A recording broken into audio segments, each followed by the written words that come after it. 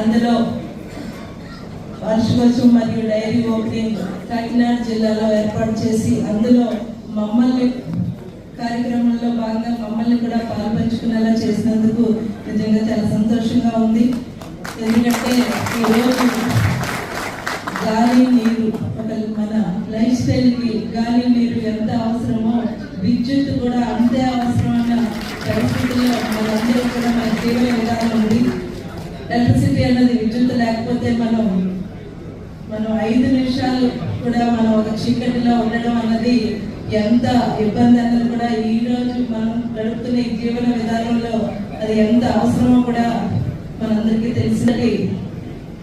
ప్రాముఖ్యమైన శాఖలో మీరు అందరూ పనిచేస్తూ నిరంతరం ప్రజలకి అందుబాటులో ఉంటూ ఎన్ని ఇబ్బందులు ఉన్నా కూడా మీరు అంకిత భావంతో పనిచేస్తూ ముందుకు వెళ్ళడం అన్నది మీ అందరికీ కూడా గర్వకారణం అని చెప్పి ఈ సందర్భంగా తెలియజేసుకుంటూ, ఇందాక ప్రజలందరూ చెప్పినట్టు మీకున్న ఇబ్బందులు ఏదైతే ఈ రిజర్వేషన్ సంబంధించి ప్రమోషన్ల గురించి ఇబ్బందుల గురించి చెప్పడం జరిగింది. నిజంగా అది కొంచెం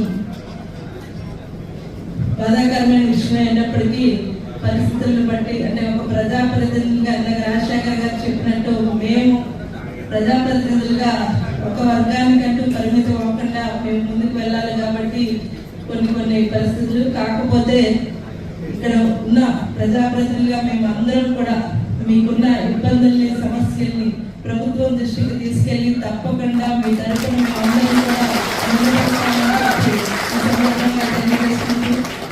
మీ అసోసియేషన్ వారికి కూడా ముందుగా ఈ 17వ వార్షికోత్సవ శుభాకాంక్షలు తెలియజేసుకుంటూ మీరు కూడా మీ తరఫున మీ హక్కుల కోసం మీ సంక్షేమం కోసం ఖచ్చితంగా ముందుకు వెళ్ళాలని మనస్ఫూర్తిగా కోరుకుంటూ ఇది మరింతగా ఈ అసోసియేషన్ మరింతగా అభివృద్ధి చెందాలని మరింతగా ఈ రాష్ట్రం అంతా కూడా ఇది అభివృద్ధి పదంలో ముందుకు వెళ్ళాలి.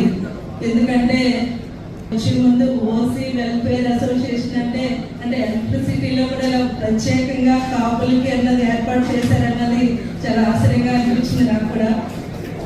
ఇది అన్నది నిజంగా చాలా సంతోషకరమైన విషయం. మీ అందరికీ కూడా